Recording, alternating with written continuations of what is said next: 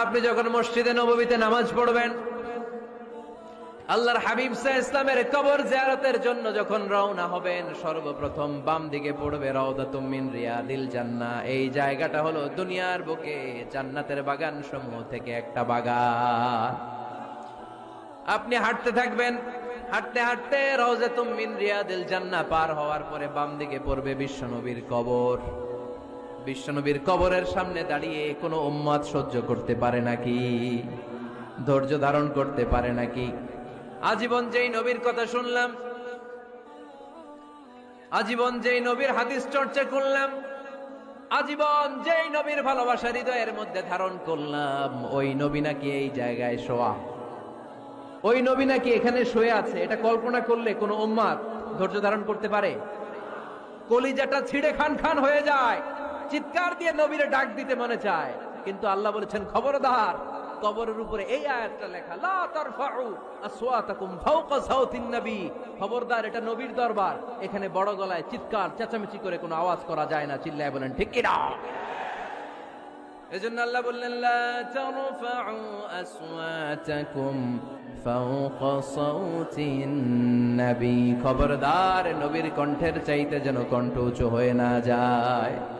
এই আয়াতের হুকুম আল্লাহর হাবিব সাল্লাল্লাহু আলাইহি ওয়াসাল্লামের জীবদ্দশা অবস্থায় যেমন ছিল, ঠিক এখনো এটারে বলবৎ রেখেছে কে? তাই ওইখানে আল্লাহর হাবিব সাল্লাল্লাহু আলাইহি ওয়াসাল্লামের কবরের সামনে বুক ফেটে কান্না আসে, আমার নবী, আমার পেয়ারা নবী এখানে, পেয়ারা রাসূল শুয়ে আছে, এটা জেনেও আমি চিৎকার দিতে পারি না, আমি হই হুল্লোড় করতে পারি না, আমি লাফাতে পারি না, আমি শুধু চোখের পানি ছেড়ে আমার নবীরে সালাম পাঠাতে পারি। ঠিক কিনা?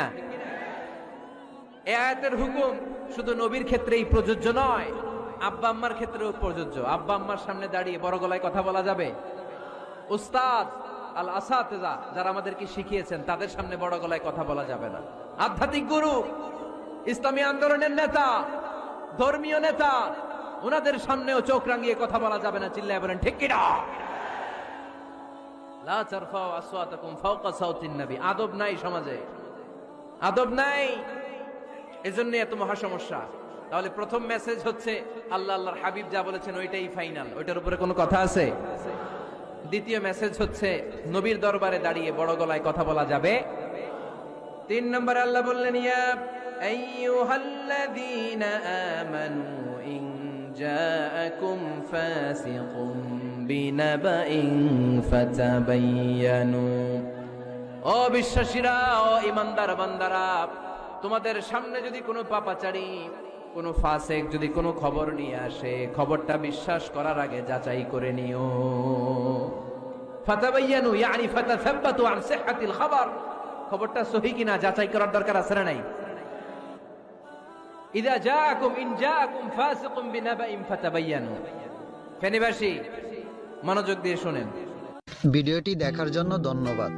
নতুন নতুন ভিডিও পেতে চ্যানেলটি সাবস্ক্রাইব করে রাখুন আর সাথে থাকা বেল আইকনটি চাপ দিয়ে রাখুন। ভিডিওটি যদি ভালো লাগে অবশ্যই লাইক, কমেন্ট, শেয়ার করবেন। ভালো থাকবেন সবাই। আল্লাহ।